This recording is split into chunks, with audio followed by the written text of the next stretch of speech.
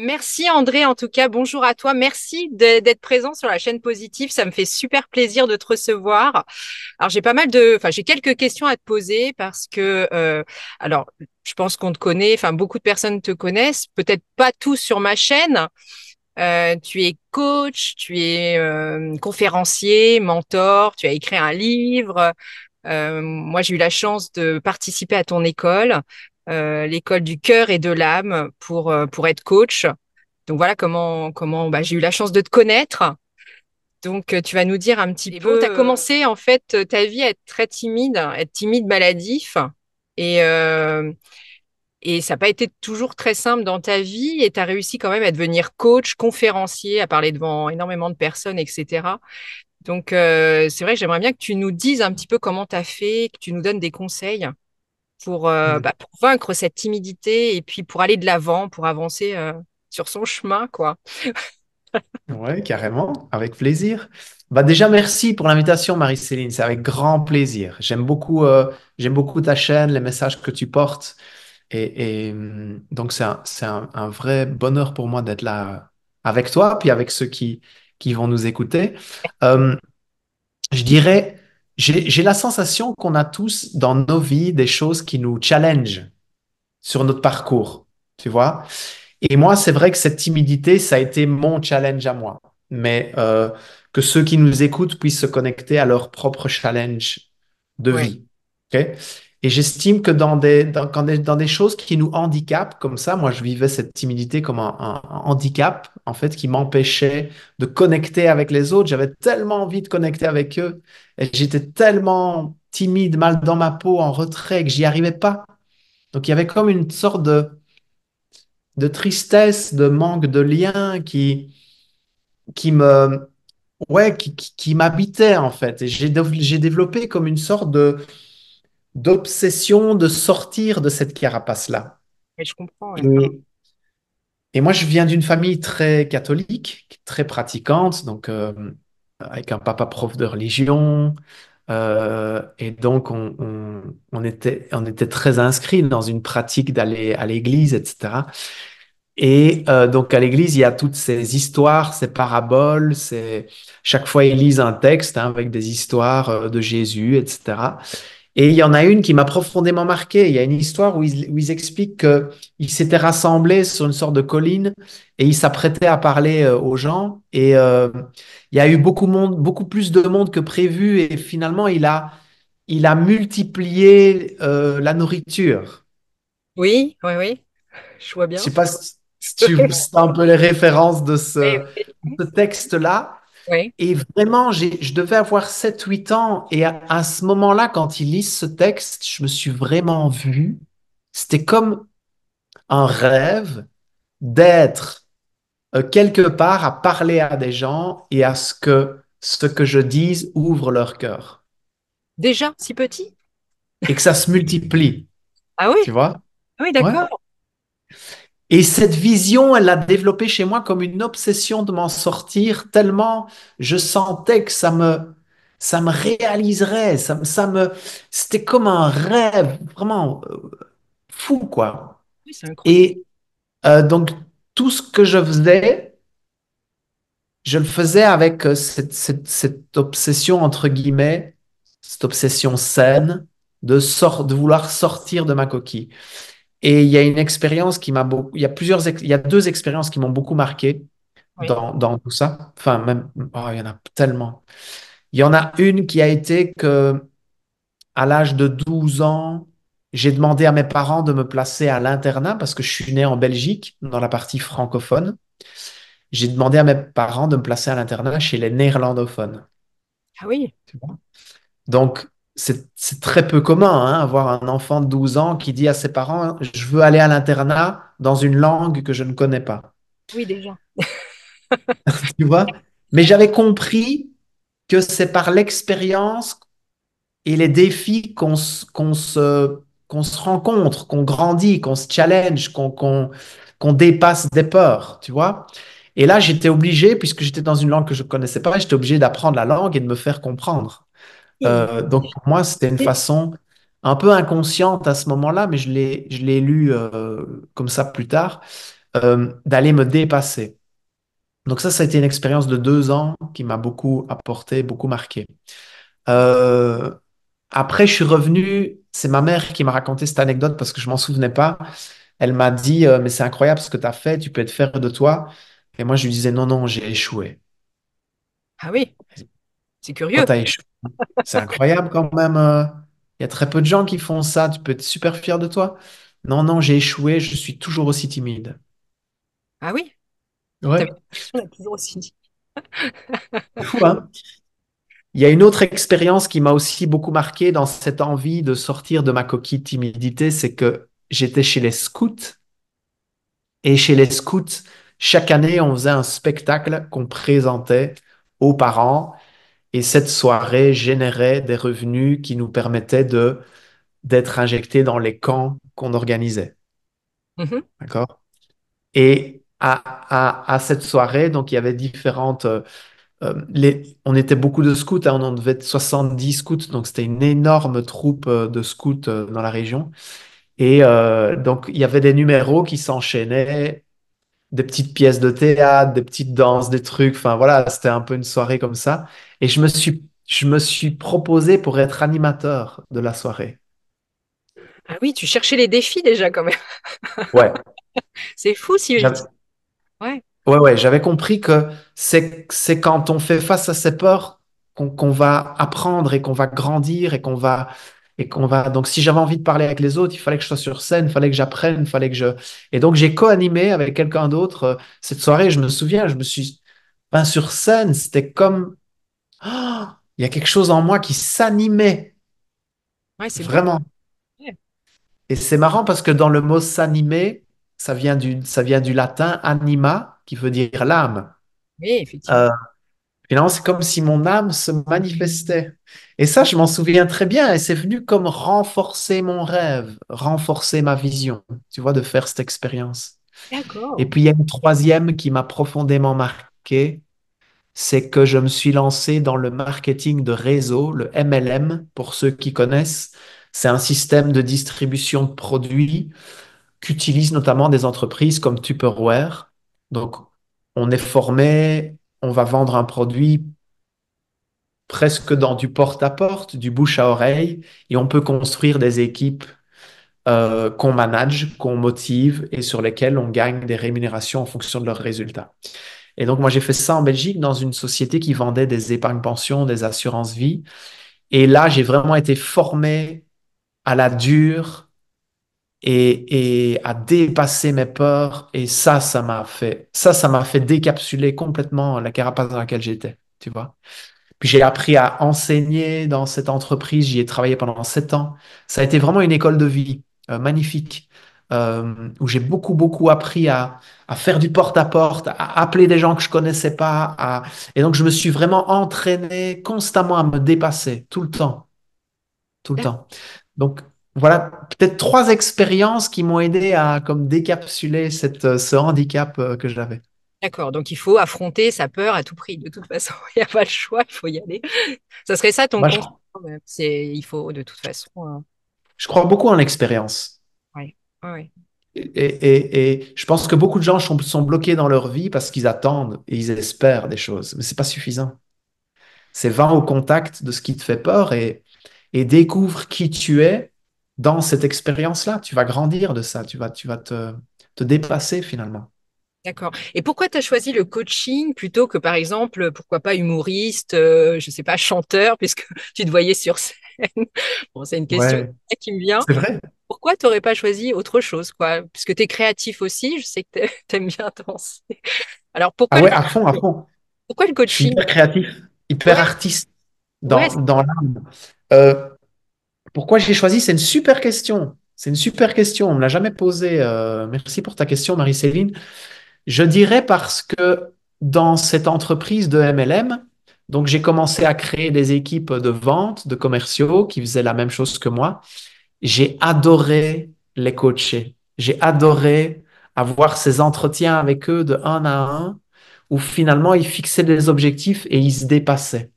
Et j'adorais les accompagner pour se dépasser et pour les aider à fixer des objectifs. Et je voyais à quel point ils, ils devenaient quelqu'un d'autre. En fait, c'est pas quelqu'un d'autre, ils devenaient encore plus eux-mêmes, dans leur plein potentiel. Et j'adorais être témoin de ça, de voir ces gens qui fixent des objectifs qui leur font peur et puis qui se dépassent et ils font face à leur peur et ils réessayent. Et j'adorais les accompagner à ce niveau-là. Je trouvais ça tellement beau, tellement riche, que finalement, c'est cette voie-là que j'ai pris. Puis je pense qu'il y a une autre raison, c'est que je viens d'une famille, donc mes parents ont vraiment eu un gros projet à côté de ce qu'ils faisaient. Donc ma mère était mère au foyer, mon père était prof de religion et ils ont décidé de gérer ce qu'on appelle des maisons d'accueil, c'est-à-dire ce sont des maisons qui recueillent des personnes qui sortent de prison pour les aider à se réinsérer socialement. Donc moi, tu vois, j'ai baigné depuis tout petit. On passait les fêtes de Noël avec ces personnes-là, on passait les aider, on passait... Donc j'ai grandi dans une famille qui était tellement dédiée au don de soi que pour moi, c'était comme inscrit dans mon ADN de vouloir aider les autres, tu vois. C'est Euh, en toi déjà, et puis ça s'est révélé avec ton emploi en fait, l'emploi que tu as. ouais, ouais, Comme quoi complètement. l'expérience, tenter des choses, ça permet de révéler un peu ce qu'on veut faire. Parce que par exemple, quelqu'un qui sait pas tellement quoi faire dans la vie, qui est un peu, voilà, qui va au travail un peu, voilà, à contre-cœur et qui sait pas quoi faire, parce que toi, enfin, tu révèles un peu les dons de chacun. D'ailleurs, Ouais. t'as écrit, euh, Toi aussi, tu as un don. tu as un don, pardon, excuse-moi, je le savais, puis toi, là, en te parlant, toi aussi, tu as un don. Tu révèles les dons. Ouais. Comment on peut connaître voilà, ce qui nous fait vibrer? Parce que des fois, c'est vrai qu'on est un peu paumé dans sa vie du quotidien, etc. Et toi, tu as, cette faculté-là à voir un peu chez les gens voilà, ce qu'ils peuvent développer. Ouais, il y a plein de façons d'aller à la rencontre de ces dons. Je pense que dans le livre, je donne une vingtaine de clés en lien avec ça, des approches différentes. Mais ici, ce qui me vient quand tu me poses la question, c'est que, c'est si on est un peu perdu, qu'on ne sait pas par où, machin, c'est juste écouter une petite voix en nous qui nous pousse à faire des expériences nouvelles. D'accord? Donc, je te donne un exemple. Je pense, il y a 2 ans, plus ou moins, j'étais sur la plage parce que j'ai la chance de vivre dans le sud du Portugal, au soleil. C'est vraiment un endroit que j'apprécie énormément, même si je voyage beaucoup. Euh, et j'étais sur la plage et je vois un petit avion passer. Ouais. Tu vois, un petit avion, comme on voit des avions passer parfois dans le ciel, des petits. Ouais, les petits- ouais. Et j'ai un élan de j'adorerais aller dedans pour voir comment c'est du dessus, parce que c'est tellement beau d'être sur cette plage, mais la voir du dessus, ça doit être magnifique. Et Ouais, donc, il y a un élan comme ça qui se manifeste de j'adorerais faire ça. Et puis, derrière, c'est très subtil parce qu'il y a tout de suite une grosse voix de notre mental qui vient en mode non, oui, c'est dangereux, c'est sûrement très cher, c'est pas le moment machin. Enfin, il y a plein d'excuses qui se manifestent comme ça. Donc, c'est venir écouter cette petite voix de j'adorerais faire un week-end en Bretagne. J'adorerais parler à telle personne.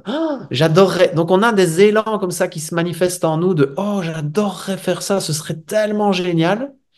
Et c'est écouter ça et suivre ça. Et en fait, j'ai tout de suite, ce jour même, j'ai pris ma voiture, j'étais au petit aérodrome qui se trouve dans la ville d'à côté. Et génial.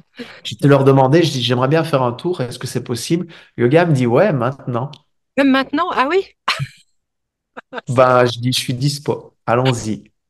c'est génial. Bah, c'est un super, Et super ça. Ouais. ouais, et je suis monté dans cet avion, je savais pas trop à quoi m'attendre. Et le gars m'explique tout. Il m'explique tout comme si c'était un cours de pilotage. Et je lui dis, mais je veux pas devenir pilote, hein, je veux juste aller faire un tour dans ton avion et voir. Je lui dis, ça me fait un peu flipper, mais j'ai envie de le faire. Mais il me dit, ouais, tracasse, mais je t'explique quand même. Et on décolle et je sais pas, j'ai eu une émotion de joie. J'avais des larmes de joie, de gratitude. Comme si c'était, mais c'est extraordinaire de monter dans une machine qui a été créée par l'homme qui nous permet de voler. C'est quand même un privilège fantastique. Et, et je sais pas, j'avais des frissons partout, j'avais les larmes aux yeux, je me sentais tellement, c'était tellement beau. Et puis en vol, il me dit, mais tu veux piloter? Ah, ah oui, Ouais. Je dis, ouais, enfin, je sais pas, c'est difficile. Et puis, il m'a dit, non, non, tracasse, j'ai des manettes à côté, tracasse pas, tu peux piloter. Je t'explique comment on monte, on descend, on accélère, on décélère, on tourne, etc. Et donc, j'ai un peu fait ça en vol et je sais pas, je sais pas, c'était magique. oh, Mais si j'avais écouté la grosse voix qui me disait, ouais, non, c'est pas le moment, c'est trop cher, c'est machin, c'est ceci, c'est cela, jamais je l'aurais fait, en fait. Et puis j'y suis retourné, et puis j'ai commencé à prendre des cours, et c'est un endroit où je me sens tellement vivant, et c'est juste magnifique. Et peut-être que j'ai un don pour piloter, j'en sais rien, mais je ne l'aurais jamais su si j'avais pas fait le pas de vivre l'expérience. c'est vrai. Donc Super. on a des élans, oh, j'adorerais faire de la poterie. Ben, tu, tu pars de ça. Tu regardes sur Internet des cours de poterie dans ta région et tu t'inscris. Oh, j'adorerais faire du théâtre. Boum, tu t'arrêtes là. Tu Ouais, regardes sur Internet des cours de théâtre dans ta région, tu t'inscris. Et je pense que c'est comme ça qu'on va à la rencontre de ces dons. C'est quand on suit des aspirations, des élans du cœur et qu'on va vivre des expériences. Et à travers ces expériences, on se rencontre dans des dons qu'on ignorait. c'est vrai, c'est magique. Tu vois? C'est beau, hein? Et regarde ici, par exemple. Je trouve que tu as vraiment un talent d'interviewer. Bon, bah merci, hein, parce que je trouve. Avec plaisir, parce que je me suis fait quand même interviewer un certain nombre de fois et je peux un peu comparer, tu vois.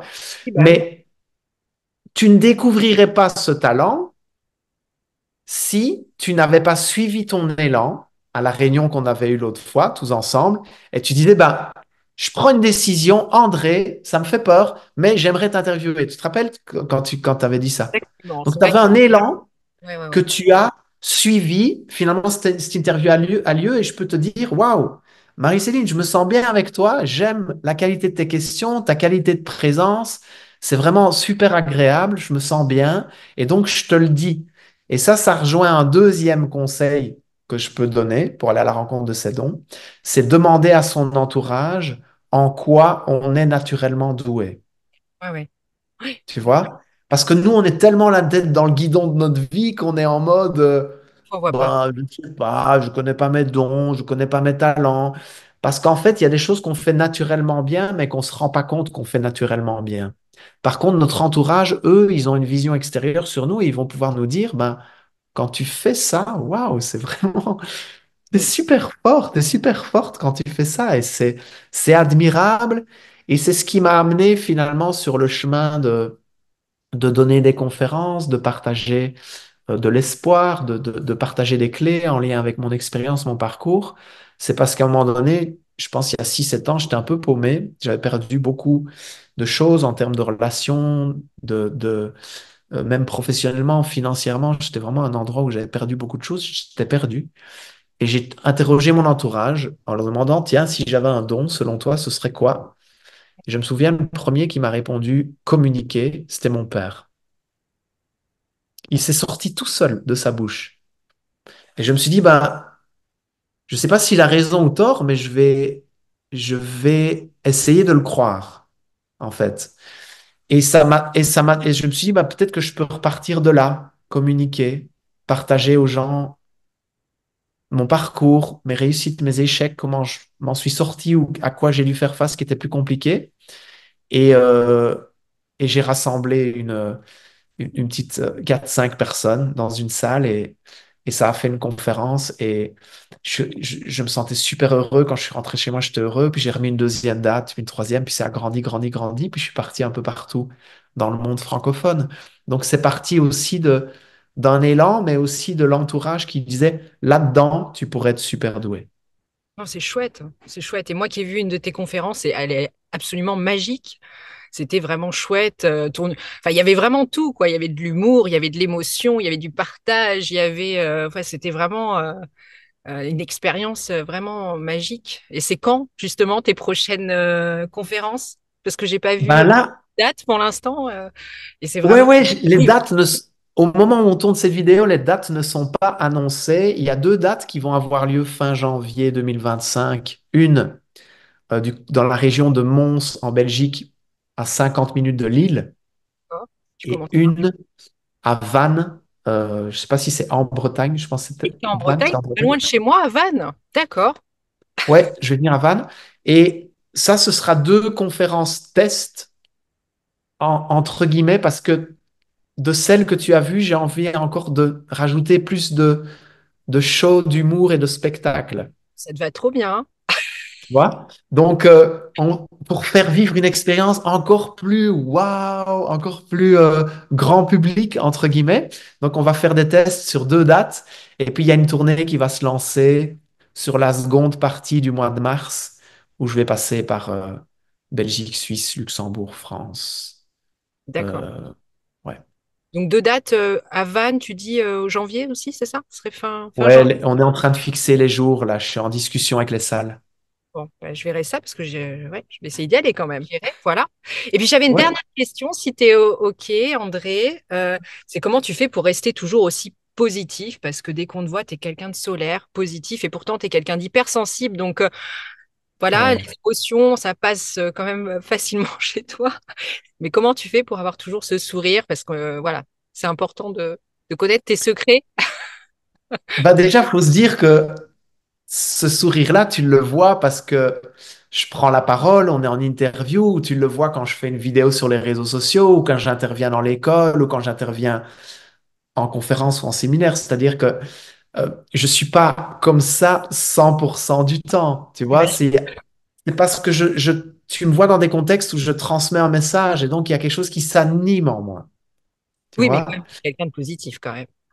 Oui, je crois, je pense. Mais je le travaille en fait au quotidien parce que sinon on peut vite replonger dans des choses qui nous frustrent ou qui nous déçoivent ou parce que voilà, c'est comme ça, c'est la vie aussi, on est aussi traversé par plein de choses comme ça.